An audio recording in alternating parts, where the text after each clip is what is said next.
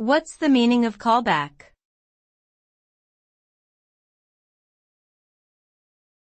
Callback.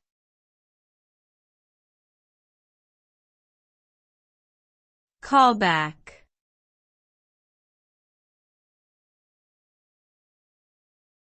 Callback.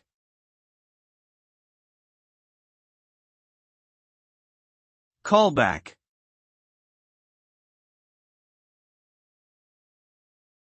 A callback is a function that is passed as an argument to another function and then executed at a later time.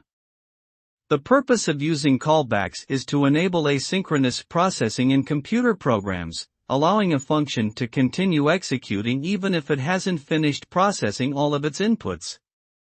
When the function has completed its operation, it invokes the callback function with the results, which can then be used by the calling code.